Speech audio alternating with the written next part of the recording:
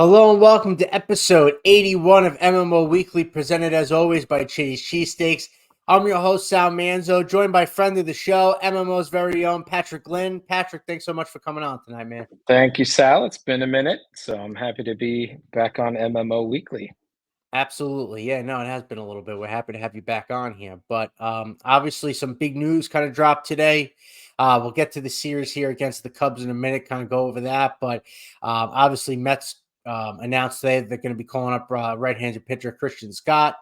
We know what he's been doing at the AAA level this year. He's been really, someone that we've been keeping an eye on as fans, someone that's had a lot of success we've heard from the last couple of years.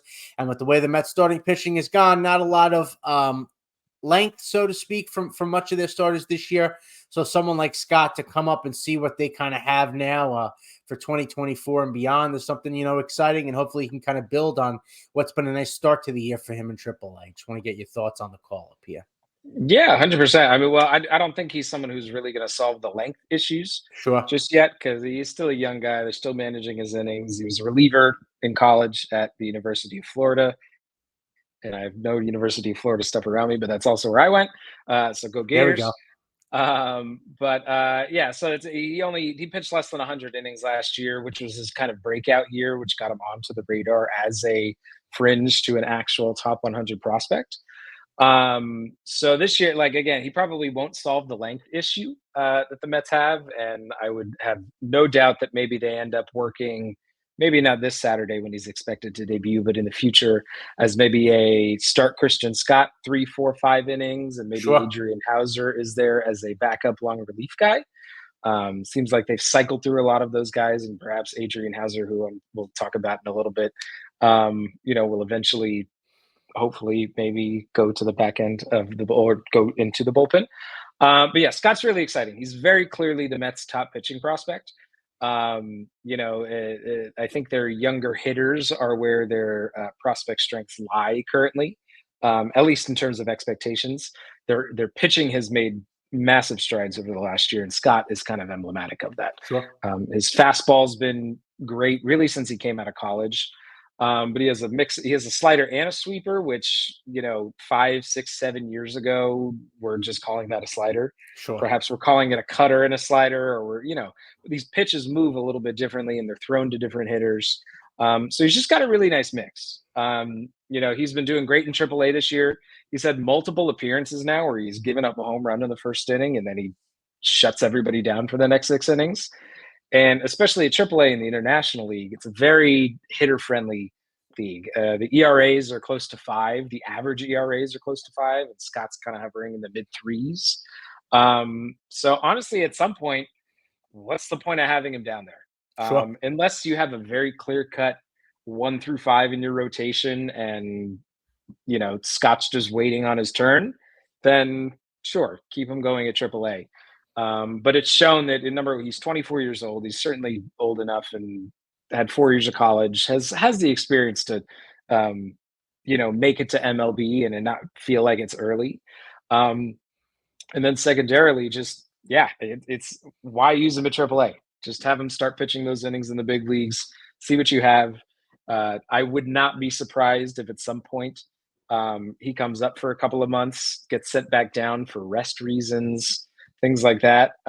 Again, because he pitched less than 100 innings last year, and he's about 25 already this year.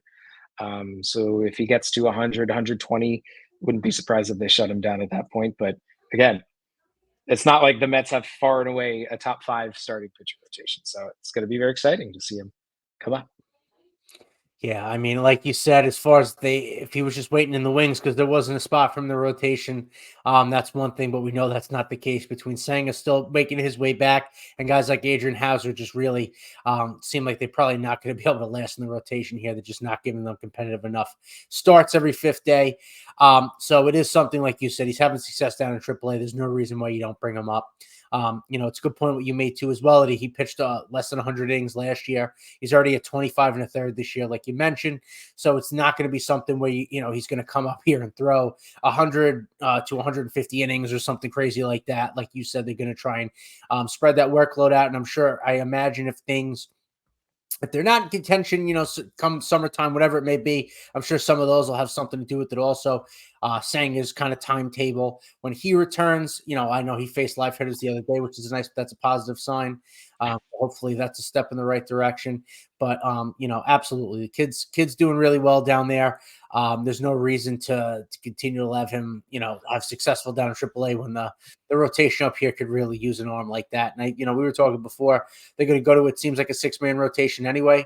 So that should give him an extra day's rest. So, a little bit of more time, each between each start to kind of get acclimated. But more than anything, I just we feel like we've talked about Scott so much the last couple of years on the show and everything. But is there a comp? I hate the comp thing, but it's to give maybe fans that haven't heard a lot about him, just kind of curious as far as what you think as far as a breakdown on the guy and what fans can kind of expect seeing him on Saturday. Yeah, 100. I mean, again, the comp game is just, I mean, we'll see once he gets up there, I don't know if I think the Mets had a long history. I shouldn't say a long history, but there was obviously that year where the Harvey, Wheeler, DeGrom, Syndergaard, Mats, that group of pitchers were really, coming up collectively. If there is a comp, maybe he's the first one of many to come. Right. Because again, I had mentioned, their hitters are, the Jet Williams of the world, the Drew Gilberts, the Ryan Cliffords, the Acuñas of the world are really what's viewed as their top prospects. But the 6 through 20 are kind of littered with these sorts of starting pitchers. I mean, DeGrom, when he was called up, was, I think, ranked 12th in the Met system. So there's Dom Hamill, there's Tyler Stewart, there's Jonah Tong, who still has not allowed an earned run in about 25 innings across multiple A levels this year. But as far as Scott himself, the only issue that he's struck a ton of people out. He's done all the things that you want him to do, which Stearns honestly said after his first couple of starts. He's doing what we want him to do. The only big issue he's had is the home run ball.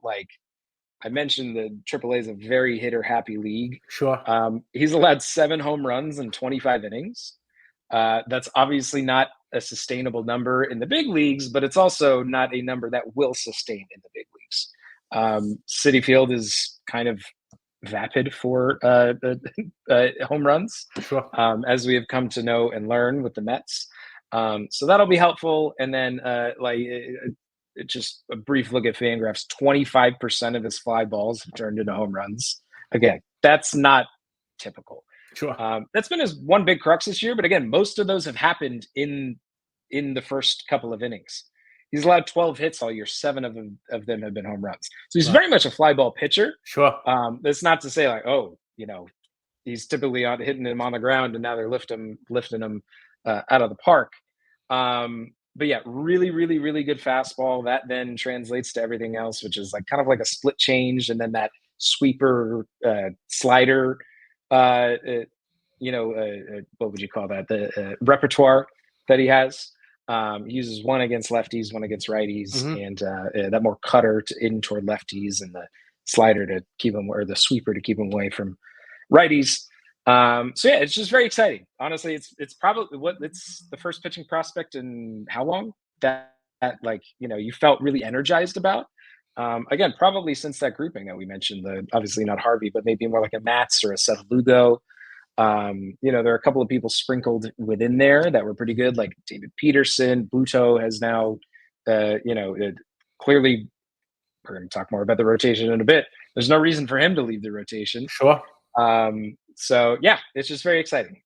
He's certainly got number 1, number 2 high end. But that's kind of what this Mets rotation currently is. It's a lot of 2s and 3s put together. And then ideally Kodai Senga comes back and is that one that he was last year. Yeah, absolutely. It really is. He's got to be the first pitching prospect, rather, like you said, since those group of guys to come up with any sort of, hype around it or fanfare to be excited about. Obviously Buto's, done really well this year, stepping into the rotation, obviously made strides from last year. But it should be interesting to see. It should be, I don't think a lot of pressure to begin with. I think that hopefully they give him, let him kind of spread his wings, so to speak, and let him get his feet set and hopefully get some confidence and build in for next year for 25 and beyond. But talking about the rotation, kind of sticking to that, obviously, speaking about a guy like Adrian Houser, has not had a good start to his year at all. No, he's not. I think a reporter asked Carlos Mendoza today about his sinker and if it looked any better, and Mendoza just was like, "No, it doesn't." Was pretty honest about it. He's been pretty. Mendoza's been pretty honest about a lot of stuff, and that's been he has. That's a whole nother discussion. I'm very pleasantly surprised, not in a bad way or anything, but he's, you could tell that he's someone that's been very polished and has been on a coaching staff for a long time and has seen a lot and dealt with a lot. I've liked what I've seen from there. But sticking with he makes adjustments quickly, all that stuff. Sure. We'll move. But just as far as the starting rotation, just Houser's struggles, and I'm assuming, like you said, eventually that hopefully someone like Christian Scott will push Houser to the bullpen. Obviously, you have someone like Joey Lucchese waiting in AAA as well that you assume will get some innings at some point. But just want to talk Houser's struggle here and just kind of how much longer we think that they'll be trotting him out there every fifth or sixth day. Well, I think the Scott news is pretty clear evidence that his run as a starting pitcher is coming to an end. One of his better starts was this afternoon against the Cubs, and started out pretty good through the first couple of innings, and then he gave up a 3-run bomb, I believe. Gave up 4 runs over 5 innings. The 4 runs were coming over those first 4 innings. And to be honest, I was at a wedding this weekend, and I was talking to a Brewers fan. And I was a Mets fan. He was like, "Yeah, you guys basically got Taylor from us for free." And Houser, they've gone through the same thing with Adrian Houser over the many years in the Brewers. And he was like, "You like him so much better as a reliever." And I was like, "Okay, I'll take that as it is." But then you look into the numbers, and he legit is a better reliever. His ERA is almost 3 runs lower. It's in the mid 1.5s as a reliever. Granted, it's only been over 60 innings over his 6-year career, but he's been used in that long reliever type role before. So all of that being said, he's the one that is a very clear, this is not working out. It's the kind of every fifth day, like he was viewed as the innings eater. He was viewed as that fifth starter, but you don't want your fifth starter to be like what Carlos Carrasco was last year. Sure. Having those 6-7 ERA type of games. Again, everybody else has been pretty consistent. Luis Severino, we'll talk about in a minute, but I think Christian Scott is I don't want to call it the beginning of the end. It's more of the start of the transformation for the rotation. Sure. And if we want to talk, like, they're going into a 6-man rotation. So if we want to list out all the potential guys that can squeeze into this 6-man rotation, it's obviously Senga when he's healthy. Ideally, he'll be back in another month or so.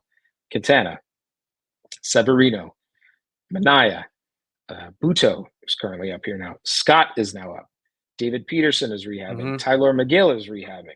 Joey Lucchese is still sitting down there. That's 10 guys. And I don't think anyone is a clear cut, oh yeah, they just go eat innings in AAA. There's 10 guys who have decent credibility to at least be your 5th or 6th starter. Sure. So that plus Severino has suffered health issues. Manaya has had some health issues. Quintana didn't have health issues until last year, but Senga's coming back from a health issue. There's no harm to Scott. We're trying to length them out, right? There's no harm in going to a 6-man rotation. It's like it very rarely does it consistently happen in baseball, but this is a very specific situation when you've kind of patchwork rotations. But it makes sense. Of all those 10 names, I did not mention Adrian Houser. Right. I think any Met fan would be happy to have any of those 10 names starting over an Adrian Houser. Sure. Again, as we just mentioned 2 minutes ago, Mendoza's been very quick to make adjustments. Bat staying hot in the lineup, moving Brett Beatty down, moving Brett Beatty up, moving Alvarez up, all these sorts of things. Stearns has also been very quick to move on from people, the Michael Tonkins of the world and the Johan Ramirez's of the world. I don't think he's going to get cut. I think especially after the Brooks Raley news today and things like that, like they still need bullpen arms. I don't think it'd be wise just to cut him because another team would likely pick him up. But see what he looks like in the bullpen because you have all this. Finally, the Mets have some depth at starting rotation. So All that being said, I don't think he's long for the starting rotation. And it Yeah, starts with Scott on Saturday. yeah, absolutely. At this point, and like you said, that's a major difference that seems to be with the Stearns administration, whatever you want to call it. Pretty Mhm. quick hook on guys. You know, if you haven't really shown that you don't have it right away after an outing or two, they're not going to give you 3, 4, 5 outings or appearances to kind of get it going. They stop the bleeding pretty quick there, which I appreciate. And you mentioned about 10 guys, like you said, that could start for a rotation that outside of a couple of guys is mainly a lot of back end arms. It's probably good to then have that many. That I mean, it's in general, it's good in baseball to have at least 6, 7 starters, usually 8. But with the way that they patch this, the way you're saying, to have that many arms and to go to a 6-man rotation makes a lot of sense. Maybe it'll get them a little more length out of guys too, just in general. Some of these starters they can pass the 5th inning. Mhm. Like Sure, and the one bullpen spot that they've been lagging on is the last bullpen spot. sure, You know, they probably had 8 different guys filling that role. Maybe Hauser can provide some level of a stability there, especially as if you have guys like Scott who are 4 or 5 innings. You have someone like Jose Buto, maybe he gets in a little bit of trouble. Maybe you have David Peterson coming back from rehab and you don't want to overdo him. sure, It's a guy who can throw 2 innings every 3 days, right. you know? They've tried to use Reed Garrett like that. They've tried to have him be a multi-inning guy with how effective he is. I don't know if that's the best course moving forward. So you got to find someone, and I think Hauser, at least his next audition will be, can you do this? Yeah, no, definitely. You know, and hopefully, like we're saying, this is a nice step in the right direction for Scotty. Has some success up here, and that can kind of stabilize a lot of things once Senga comes back, and then you have Quintana after that, and you know, hopefully they can right the ship and get some innings there. But you know, just talking about Severino a little bit, you mentioned him. You know, I don't know if Mets fans can make a read on him yet. You know, we've talked about his health issues in the past. Obviously, last year I pitched almost like a 70 ERA. I think really was not successful, but it seemed to be much better this year. His last start the other night against the Cubs in the City Connects had a no hitter going into the 8th inning. You know, seems as though you don't get a ton of length out of him like the rest of the starting staff, maybe a little bit more than others, but seems to have some decent command and has had some good starts here for the Mets. So I'm just kind of curious, you know, what you're thinking of him so far to start Yeah, 24. I mean, he's his command is certainly a lot better than it was last year. Less so on like the fastball, but more on Mm-hmm. like the off speed type of stuff. Um, the off-speed slider, sweeper, all the different sorts of repertoire that he has is not stuff that's supposed to land in the zone. It's landing in the zone a little bit less, and Sure. in fact, it's landing in the spots that it seems like he wants it to land at. You know, he's got one of the better ERAs. It's not really there aren't really a bunch of underlying metrics that seems, oh, this is a big regression. I think there are maybe 1 or 2 people in the rotation, the Jose Quintana types, that it's like, okay, maybe he's pitching a little bit higher than what his expected numbers reveal. But honestly, it's great to see. But as we've mentioned, this whole patchwork thing, the injury for someone like Severino eventually comes to be expected, which is a bummer for him, you know, because he's been working through injuries now for what seems like 5 years. You know, so that's obviously not something you wish for, but it's something you plan for. And that's Mm-hmm. something that the Mets are doing. At the very worst, this is a guy that you probably got max value out of for 1 year and $14 million. He actually still has the qualifying offer attached to him. Okay. I'm pretty sure because he didn't get it from the Yankees this last year. So he's a guy. If you stick through, he has a great ERA. You attach a qualifying offer to him. At the very worst, you know, some other team signs him. You get a comp pick. At the Sure. very worst, you kind of resign this guy that ideally likes, well, I shouldn't say likes being in New York. He's been in New York forever. Um, but yeah, I mean, like you said, it's hard to get a read on him. I shouldn't say it's hard to get a read on him. It's hard to.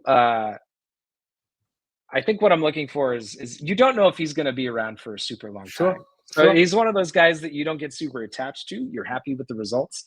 I that freaking Monday night game that was in the 8th inning by like an hour and 15 minutes into the game was so exciting. Like I was like, a pitch clock has something to do with it, but that game is moving through because Tyone on the other side, Brandon Nimmo hit a leadoff home run, Yep. and basically everybody else got out for the next hour. But it was good pitching. It wasn't a high strikeout. It wasn't high pitch counts. They were all just breezing through. So it was very fun to watch him. I know his start in San Francisco the week previous. He went 4 innings, and then I think Conforto got a little hit and gave up a couple of runs that inning. So his stuff is clearly there. He's done it now against multiple big league teams where the stuff's there. At this point, it's now just making sure that the health remains. 6-man rotation should help, give him a little bit more rest. And then the longevity for the rest of the year. He's a guy who can go the entire season. He's done it before. It's just been a while. Yeah, no, definitely. I think health is a big thing, like you said. We're just gonna have to wait and see how the year plays out. But if it's going the way it is, this is someone like absolutely you got max value out of a deal. And I didn't realize the qualifying offer bit to that. So if he could show that he can make 25 starts this year, pitch to a high 3, low 4 ERA or something like that, and pitch you 150, 175 innings. Listen, man, you bring him back absolutely, because we know there's still going to be a bunch of question marks outside of the rotation for next year too. Obviously, if Scott can have success, that'll help things a bunch. But absolutely. Hopefully he can stay healthy and keep pitching consistently, like you said, because it's been a pleasant surprise so far. And when he is healthy, we know that that's something he can do. But we know health has been, like you said, an issue for him probably the last half dozen years at this point. Yeah, and I think you have Senga for the next couple of years. You have Manaea signed through next year. Sure. Aside from that, it's everyone making kind of on arbitration deals and league minimum deals. Yep. So if Severino gets to the point where this is someone we'd like to bring back, I don't know if that happens at the end of the year. If he has a good year, he's definitely going to test the market, which he should, especially for an injury riddled guy like that. That's someone you want to go cash in. But yeah, it's one of those kind of high reward, low risk, high reward sort of deals that they signed him to, and they've just gotten the maximum ends of that so far. Yeah, no, agreed. Hopefully, he, like you said, he can keep it going, and if he has a good year, right, you figure he'll bank on that. But the the qualifying offer will be something interesting to take a look at the end of the year. But yeah, and I'm sorry, we'll move on in a second, but I just remembered because I thought of this a little bit earlier. I looked how old Severino was. He's 30. Wow. And I don't know about you, Sal. Did you cross the 3-0 recently? Yeah, I'm 32. I'm still looking for a multi-year deal, though. No one's reached out. My wife's my agent. Anybody wants to reach out, but that's besides the point.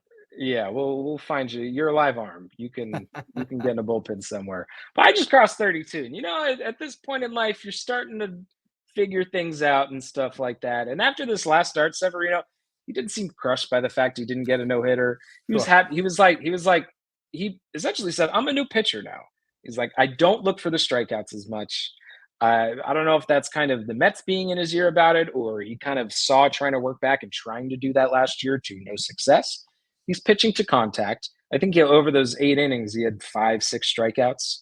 And it's all the kind of old timey stuff that you hear about, just learning how to pitch. Some guys don't learn how to pitch until they're 28, 29, 30, 31 years old. And it's just nice to see Severino. That light bulb clearly went off. So, and the Mets are reaping the benefits. Yeah. Stay healthy. That's all we can hope. Absolutely. But kind of last thing I want to move on from real quick. Joey Wendle's not very good. He's not, seems like a great guy. I'm sure he makes a mean steak or something. He's great at parties, but he's not a very good baseball player right now. I guess my question is, at what point do you think that the Mets make a roster move for someone like a Luis Angel Acuna? Somebody like that to kind of come up and not only see some of what the youth that you have in that respect, but just get maybe a little bit more shot in the arm from someone who's just kind of taking up a bench spot at this point. Yeah, on it, I don't think I don't think it's reasonable for the youth movement to start until next year. Okay. Acuna and Jet Williams has been hurt for the last week and a half or so. I mean, he's still in AA too, so it's not a jump you'd expect. Right. But yeah, I wouldn't expect the youth movement to really start until next year, especially because most of their infield positions are spoken for. But Joey Wendle is not the first infielder you want off the bench. No. It's probably, I don't think that's what David Stearns envisioned him being. I think he envisioned him being a defensive replacement because he's preached so much about how defense matters. But the problem is that his defense hasn't been good either. You don't want to cherry pick because every player has some, lapses and they mess up sometimes. Sure. There's guys like Starling Marte who clearly aren't quite as good as they are at the classic field that we were talking before. I was at the Royals game where he just kind of lofted under a Bobby Witt Jr. fly ball, and the ball popped into his glove and out. But then today he makes up for it with some. Clearly, I don't know if you can mark that down as 2 defensive runs saved by throwing 2 guys out at home. But Joey Wendle has had 2 very clear plays this year that have impacted the game. One was back in the Tigers series that he came in as a defensive replacement, botched a double play ball. Yep. And then most recently in the Severino potential no-hitter, which I think was already broken up at that point, but it was a 1-0 game. Runs mattered a lot. A ball got hit pretty decently hard to him. He didn't throw it home. He tried to get a double play against a speedy runner. Didn't work out. Mets end up losing that game. I can't put a timetable on it because I don't know what the other options are. It's really Jose Iglesias down at the AAA level, Sure. Who's had some time with the Mets before. I think if you are just looking for a defensive replacement, then I think that might be your guy because he has a little bit more upside on offense. Joey Wendle was very not good on offense last year, even though he got 300 plus plate appearances with the Marlins, I believe. And he's essentially repeated those numbers in his plate appearances this year. He has 6 hits. 2 of them were in a shift type fashion that would have went right to a shortstop. And then he's had plenty of other balls where they're not shifting and he hits them right to the shortstop. So I don't think he is long for the roster. But I also don't know if the roster is currently constructed to where you can easily ditch him and add somebody else. Again, Jose Iglesias, they just signed Mike Brosseau. That's how I'm going to pronounce his name. Okay. He played with the Brewers for a little bit. He can play the infield. He's certainly a better hitter than Joey Wendle. But he's also a guy you just signed to the AAA roster on May 2nd. Sure. So if that's the kind of guy you're looking to be your savior, that might be a gap right here. But again, I don't expect that gap to last longer than this year because of that youth movement, which we had talked about. But us talking about this, I think, is really just indicative of honestly just the way they've constructed the roster between keeping DJ Stewart and JD Martinez. One of those guys might be on the bench. DJ Stewart will play right field occasionally. Thankfully for Brett Beatty, because he is not really performing with the bat otherwise, he has gotten much better on defense at third base. But again, the shortstop second bases of the world, they have Lindor and McNeil, and then Lindor goes out sick like he did last night on Wednesday night. And who's coming in to replace him? It's the only guy you have is Joey Wendle. So ideally you'd have like a super utility type guy or really just anybody else who can have some sort of upside. Because I mean, that really is what it comes down to is what's their backup plan if Lindor gets injured. Right. I mean, again, thank goodness he's been on the Mets now. What? He was 20, 21, 22, 23. He's probably missed 40 games total, in that time. And one of them was for one extended stretch of about a month. So really, I think that's how they have to be thinking is if he gets injured, what happens? But again, it's also like, hey, Lindor gets injured. Like, like your season might be, I don't want to say your season's tanked, but you're certainly taking a step back in expectations if he's out for an extended period of time. But what do you have to say about Joey Wendle? You've been watching the games too. Yeah, no, he's not good. He's like you said, he's someone that I wanted to see at the end of the games as a defensive replacement, and that's it. And he's had way too many at bats to start the year, and you're seeing that he really can't kind of really the Mets can't go on with that kind of backup shortstop role. Like you hit the nail on the head. And whether that's Iglesias, whether it's someone like Acuna, I think I disagree a little bit there. I'd like to see someone like him up this year. At least he's in AAA. I know he's kind of having an up and down start to the year, but I'd like to see him if he can get his feet wet at the major league level at some point this year. But and honestly, if worse comes to worse, like again, if Lindor's out for an extended period and Acuna's been playing well for a month or sure, two, I guarantee you he'd be up. absolutely. You couldn't sell that to the fans of having Jose Iglesias or Joey Wendle taking all those at bats when you could have someone like Acuna doing that. So I'm with you there. I just don't think that's the likely scenario. Sure. And I mean, at this point, I would rather Iglesias. There is more upside with the bat. Obviously, right-handed hitter with Wendell being left-handed, but just, the defensive versatility there too. It's a former Gold Glover. I'd rather that coming off. I'd feel more confident of him coming off the bench than, let's say, Joey Wendle at this point. So I guess we'll see. As we know, Stearns kind of has had quick cooks for the pitchers. I guess we'll see how it goes. And as far as you said, is maybe a little bit different the way the roster constructed, but I am curious to see how much of a hook they end up giving Wendell, and I'd imagine it's not going to be too much more at some point, whether it's one of these veterans we're talking about or somebody else. But Lindor was sick. We can wrap the show up on that. I guess it worked because he came in, pinched it today. Game-winning 2-run double in extras. Yeah. So, good to see. It looks like Lindor's coming around. That's a nice day off, having 2 doubles and 4 RBIs. Yeah, absolutely. And if I'm not mistaken, both were from the left side today too. I know the game-winning hit was from the left side. Yeah, and they were doubles. That when Lindor is at his best, he's hitting doubles. Sure. I know, obviously, he hits 30 home runs, he can steal bases and stuff like that. But his prime Cleveland years, he was hitting 40 doubles a year. He finds the gaps and he hits it down the line. And the first double was right down the right field line. Next one right down the left field line. And you're right, he looked good from the left side. That's obviously been his biggest crux, but it's a good call. Yeah, no, absolutely. And he's someone that gets off to a slow start. We've seen it now. But if he can get himself going from the left side, at least start hitting for a little bit of an average there. And pressing a little bit less with runners in scoring position, it seems like, obviously, because after we saw today's, getting the job done a little bit more. And hopefully the fans kind of, keep rallying around the guy. Be here a long time. He plays every day. He's a good player and he represents the team also. Rally around him. Maybe whatever bug was in him will help cleanse him out a little bit. I like that. That's good. Get the slumping out. Get the slumping out. I like Get that. the slumping out. Yeah. There we go. But I think that's going to wrap up the show this week, everyone. We'll catch you next week. Probably going to have a special guest on as well. So keep posted on that. And as always, until then, let's go Mets.